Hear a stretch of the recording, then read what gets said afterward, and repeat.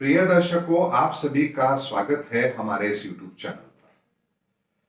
दर्शकों, कोरोना को लेकर के अब लोग डरने लगे हैं और हो सकता है आप भी उनमें से हो। और यदि आप डर रहे हैं कोरोना को लेकर के, तो अब आपको न्यूज़पेपर भी अवश्य पढ़ने चाहिए, क्योंकि उन्हीं न्यूज़पेपर में जिसमें कुछ दिन पहले तक भयानक स्थिति की बात की जाती थी, अब ये लेख आने लगे हैं कोरोना का जो नया वेरिएंट है वो इतना घातक नहीं है। और वो आंकड़े भी दे रहे हैं। पिछले साल में अप्रैल के अंदर इतने केस थे तो इतने लोग हॉस्पिटल में एडमिट थे। इस बार इस महीने में इतने केस हैं तो उसमें से केवल इतने ही हॉस्पिटल में एडमिट हैं। तो ये राहत की बात है। ऐसे में दर्शकों, एक बात को समझते हैं, कोरोना महामारी बहुत लंबे समय के बाद लगभग 100 वर्षों के पश्चात हमारे बीच में आई है। और उससे पहले 100 साल पहले हमारे बीच में एक बीमारी आई थी जो यूरोप से निकली थी और उसको लेकर के भी बहुत बड़ी मानव त्रासदी उस समय पर हुई थी। लेकिन उसके पश्चात लगभग 100 सालों के पश्चात अब कोरोना ने हमको प्रभावित किया है। ऐसे में एक बात को समझते हैं, चाहे वो किसी का आकलन, किसी की अपनी स्टडी हो पुराने डाटा को लेकर के, या वैज्ञानिकों का अनुमान हो या डॉक्टरों का अनुमान हो, ये सब अनुमान पर आधारित होंगे, क्योंकि इससे पहले का डाटा जो भी हम यूज करेंगे इसके आने वाले एक्शन के लिए वो कहीं ना कहीं 100 साल पहले का डाटा होगा या कुछ स्टडी होगी जिसके आधार पर हम ऐसा करेंगे। लेकिन एक बात आपको बताता हूं, ज्योतिषीय आकलन इसके बिल्कुल अपोजिट होगा। क्यों होगा? क्योंकि ज्योतिष की गणना आपको ऐसे बहुत सारे पुराने अनुभव अवश्य बताएगी जहां पर ग्रहों की परिस्थिति बनने पर यह समस्याएं विकराल रूप लेती हैं। और उसी का आकलन करके मैंने आप लोगों को समय समय पर कोरोना के संदर्भ में भी नए अपने एनालिसिस आपको दिए थे। और यही कारण था कि जब मई के अंदर 4 लाख केस पर हम खड़े थे पर डे के, तब मैंने आपको बहुत दावे के साथ ये बात कही थी कि मई के बाद हम कोरोना के ग्राफ को बहुत तेजी से नीचा होता हुआ देखेंगे। और आपने देखा उसके बाद में कैसे स्थितियां बहुत तेजी से कंट्रोल में भी आई हैं। ऐसे में बहुत से आकलन आप लोगों ने देखे होंगे यूट्यूब पर भी, जहां कहा गया कि थर्ड वेव आएगी, बच्चों को बहुत ज्यादा प्रभावित करेगी, हॉस्पिटल में बेड की कमी हो जाएगी, लोगों को ऑक्सीजन नहीं मिलेगी और बहुत भयानक स्थिति हो जाएगी और तीसरी लहर इतनी खतरनाक होगी। लेकिन मुझे आज तक ये बात समझ नहीं आई कि ज्योतिष में आखिर वो कौन से पैरामीटर हैं जिससे हम ये तय कर सकते हैं कि बीमारी आएगी तो बूढ़ों को नहीं पकड़ेगी, जवानों को नहीं पकड़ेगी, बच्चों को पकड़ेगी। आखिर वो ज्योतिषीय कैलकुलेशन कहां से आती है, मुझे भी पता होना चाहिए। क्योंकि बीमारी आती है तो इंसान के ऊपर एप्लीकेबल होगी, उसमें बूढ़े, बच्चे या जवान का क्या लेना देना है। ऐसे में अगर वो आकलन करते भी हैं कि तीसरी लहर आएगी, तो तीसरी लहर सभी के लिए घातक होगी, बच्चों के लिए घातक नहीं होगी। ऐसे में ये आकलन देना कि तीसरी लहर में बच्चे सबसे ज्यादा संक्रमित होंगे, और आप लोगों ने देखा भी होगा बच्चों को लेकर के कितना भय का माहौल बनाया गया। बच्चे स्कूल भी जा रहे हैं और कोरोना को लेकर के बच्चे सुरक्षित भी हैं, और आपने बच्चों के अंदर कोरोना के केसेस बढ़ते हुए भी नहीं देखे हैं। ऐसे में जो ये आकलन होते हैं कि इस समय पर ऐसा होगा, इस समय पर ऐसा होगा, कहीं ना कहीं व्यक्ति जब ये एनालिसिस करता है तो कुछ खबरों को भी अपने दिमाग में जरूर रखते हैं और जिसके कारण से वो ऐसा एनालिसिस करते हैं। लेकिन मैंने कोरोना के मामले में जब भी कोई प्रेडिक्शंस आपको दी है, मैंने केवल और केवल ज्योतिष के आकलन पर आपको दिया है। वस्तु काल परिस्थितियां कैसी हैं, कैसा माहौल बन रहा है, लोगों की धारणा क्या है, वैज्ञानिकों का मत क्या है, मैंने इन चीजों को कभी भी अपने प्रेडिक्शन में शामिल नहीं किया, क्योंकि ज्योतिष का आकलन इन चीजों से कभी भी मेल खाएगा ही नहीं। क्योंकि ग्रहों की स्थिति जो हमें बताएगी और जो वर्तमान में चल रहा होगा उसके बीच में एक बहुत बड़ा डिफरेंस जरूर होगा। इसीलिए मई के अंदर मैंने कहा था अब ग्राफ नीचे आएगा, और आप लोगों ने देखा, जबकि उस समय पर पेशेंट बहुत तेजी से बढ़ रहे थे। उसके विपरीत जब लोग कह रहे थे सितंबर में थर्ड वेव आएगी, अक्टूबर में थर्ड वेव आएगी, तो मैंने आपसे कहा था कि कोई थर्ड वेव नहीं आएगी। पूरा दिसंबर निकल गया, उन लोगों को अपनी डेट आगे बढ़ानी पड़ी है कि अब अप्रैल में आएगी, लेकिन थर्ड वेव नहीं आई। और जब अक्टूबर के बाद से लेकर दिसंबर तक का वो समय भी निकल गया, तो मैंने आपको नए साल के आकलन करने से पहले ही आप लोगों को यह बताया कि अब ब्रह्मांड में काल सर्पयोग बन रहा है और जिसके कारण से कुछ परेशानियां हमारी अवश्य बढ़ेंगी। और इसको संभालने के लिए सभी को अपने अपने स्तर पर थोड़ी मेहनत करनी पड़ेगी, क्योंकि काल सर्पयोग जब होता है तो इसी तरह की प्रक्रिया होती है। अब दर्शकों, आपके मन में एक बात आ रही होगी कि ये बात मैं आप लोगों को क्यों कह रहा हूं। दर्शकों, मैं एक एस्ट्रोलॉजर हूं और आप जब मेरे इस चैनल पर आते हैं तो आप कुछ ज्योतिषीय आकलन चाहते हैं और आपको यही बताना मेरा दायित्व है। इसीलिए आपको बता रहा हूं कि जैसे आपने ब्रह्मांड में काल सर्पयोग बनते हुए देखा और परिस्थितियों को थोड़ा बिगड़ते हुए देखा, ठीक ऐसे ही जब आपकी कुंडली के अंदर भी काल सर्पयोग बना हुआ है और कोई विशेष परिस्थितियां आपके जीवन में बनेगी, तो आपको भी ऐसे ही कुछ परिणाम देखने को मिलेंगे जो आपके कार्य में बाधा उत्पन्न अवश्य करेंगे।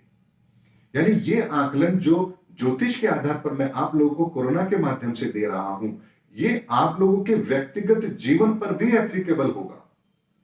यानी अगर कोई ये कहता है कि मेरी कुंडली में काल सर्पयोग बन रहा है तो मुझे क्या करना पड़ेगा, मुझे कैसे रिजल्ट मिलेंगे, तो भाई वर्तमान के 15 दिन को समझ लीजिए और उसी को अपने जीवन पर उतार लीजिए। इसी तरह का प्रतिफल इंसान को अपने जीवन में मिलता है। यानी गोचर के अंदर जो परिस्थितियां बनती है और उसके जो फल हमें मिलते हैं, उन्हीं को आप अपनी महादशा अंतरदशा में एप्लीकेबल करके देखिए, आपको बिल्कुल वही होता हुआ महसूस होगा जो आप वर्तमान के गोचर में देख रहे हैं। इसीलिए अगर किसी के जीवन में काल सर्पयोग के कारण से कोई चीज प्रभावित हो रही है तो उसे समझना चाहिए कि थोड़ी सी मेहनत आपको एक्स्ट्रा करनी पड़ेगी परिस्थिति को मैनेज करने के लिए। बाकी इससे ज्यादा काल सर्पयोग आपको कोई परेशानी नहीं देगा और इसी कारण से ये आकलन मैं आप लोगों के सामने रख दे रहा हूं। अब आप देखिए, करोड़ों लोग किसी न किसी कारण से अपने अपनी कुंडली के अंदर काल सर्पयोग को लेकर के परेशान होंगे। ये जो 15 दिन का कालखंड है, जो 31 दिसंबर से शुरू हुआ है 14 जनवरी तक रहेगा, ये 15 दिन का कालखंड उन सभी जातकों को यह समझाने के लिए पर्याप्त है कि उनके जीवन में भी काल सर्पयोग के कारण से कैसी परिस्थितियां उत्पन्न होंगी और उन्हें उन परिस्थितियों का मुकाबला कैसे करना है। थोड़ा सा परिश्रम अधिक करना पड़ेगा, इससे ज्यादा कोई विषम परिस्थितियों का सामना आपको अपने जीवन में नहीं करना पड़ेगा। यह काल सर्पयोग का एक उदाहरण है जो आप अपनी जिंदगी में एप्लीकेबल कर सकते हैं। और दर्शकों, इसी कारण से एक बात को हम और समझते हैं कि जब परिस्थितियां बिगड़ती हैं ब्रह्मांड में, तो कुछ नकारात्मक परिणाम हमको देखने को अवश्य मिलते हैं। और यही कारण है कि कोरोना के केसेस में आप बढ़ोतरी देख रहे हैं। यह ब्रह्मांड के ग्रहों की परिस्थिति के कारण से है। और जब यह शुरू भी नहीं हुआ था, उससे पहले ही मैंने आपको आकलन करके दिया था दिसंबर के मध्य में ही कि अब किस समय से लेकर किस समय तक हमें क्या परिस्थितियां देखने को मिलेंगी। कोविड के केसेस में बढ़ोतरी भी होंगी, लेकिन घबराने की जरूरत नहीं है, सावधानी रखिए। ओमिक्रॉन वायरस आपका कुछ नहीं बिगाड़ेगा, क्योंकि वर्तमान में ग्रहों की परिस्थिति वो है जो किसी भी तरह के घातक वायरस को घातक बनने ही नहीं देगी। तभी आप देखिए, जहां पहले ओमिक्रॉन को लेकर के इतना बड़ा हुआ था, आज जब लोग उससे संक्रमित हो रहे हैं तो डाटा यह बता रहा है कि 90% लोगों को तो लक्षण ही नहीं है। उनमें से बहुत कम लोगों को हॉस्पिटल जाने की जरूरत पड़ रही है और ऑक्सीजन लेवल पर तो किसी को भी परेशान होने की जरूरत ही नहीं है। बहुत कम 1 या 2 ही लोग ऐसे हैं जिन्हें ऑक्सीजन सपोर्ट की जरूरत पड़ रही है। आखिर पहले का आकलन उनका अलग और अब उनका आकलन अलग कैसे हो गया? क्योंकि ज्योतिष ये अवश्य बता रही थी कि भाई समय राहु केतु के कारण से थोड़ा सा विकट हो रहा है, लेकिन थोड़ी मेहनत करवाने के लिए हो रहा है, परेशान करने के लिए नहीं हो रहा है। इसीलिए अगर आप अब भी डर रहे हैं कि कोरोना की तीसरी लहर आ जाएगी, हॉस्पिटल भर जाएंगे, बच्चों को इतना ज्यादा नुकसान होगा। तो भाई केसेस बढ़ रहे हैं तो बच्चे कितने हॉस्पिटल जा रहे हैं? आकलन तो यही था कि केसेस बढ़ेंगे और बच्चे सबसे ज्यादा संक्रमित होंगे। आज हॉस्पिटल के आंकड़े उठा के देखिए, संक्रमितों का आंकड़ा उठा के देखिए, बच्चे तो कहीं पर भी नहीं है, जबकि स्कूल खुले हुए हैं।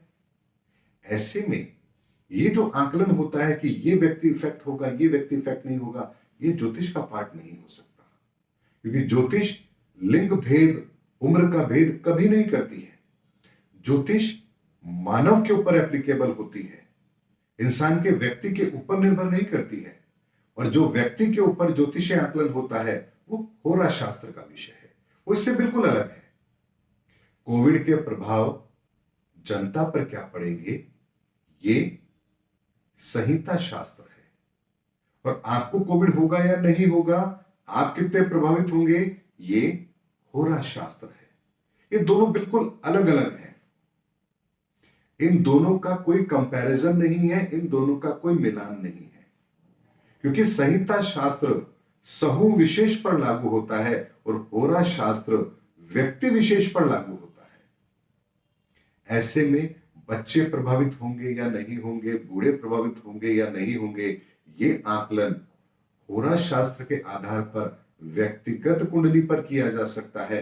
संहिता शास्त्र को लेकर के इस तरह का प्रेडिक्शन नहीं हो सकता कि बच्चे प्रभावित होंगे या बुजुर्ग प्रभावित होंगे। कोरोना कितना घातक होगा, ये इसका विषय है ही नहीं। वर्तमान के ग्रहों की परिस्थिति हमें यह बताएगी कि यह संकट मानव त्रासदी लाने वाला है या नहीं है तो कितना है और इसका प्रभाव कितने दिन रहेगा। यह आकलन ही ज्योतिष का पार्ट है। और उसी को ध्यान में रखते हुए मैं आप लोगों से मई माह से लगातार अब तक समय समय पर जुड़ता रहा हूं वीडियो के माध्यम से, और हर वीडियो के अंदर मैंने आप लोगों को बहुत स्पष्ट शब्दों में कहा है अब क्या होगा, आने वाले समय में क्या होगा, इसका प्रभाव कब तक रहेगा, हमें क्या सुरक्षा करनी है और इसके क्या परिणाम होंगे। अब इससे ज्यादा और साधारण शब्दों में मैं आपके साथ कैसे कनेक्ट हो सकता हूं, ये आप मुझे बताइए। भयभीत मत होइए, बहुत थोड़ा समय है और वो भी कालसर्प योग के कारण से है, इसीलिए चिंतित मत होइए, परेशान मत होइए। ये जो संकट है ये आखिरी संकट है इस दुनिया का, क्योंकि इसके पश्चात ये कोरोना का संकट इस विश्व को अपने प्रभाव से मुक्त अवश्य कर देगा। मिलते हैं दर्शकों अगले वीडियो में, तब तक हमारे चैनल पर बने रहिए। जय हिंद, जय भारत।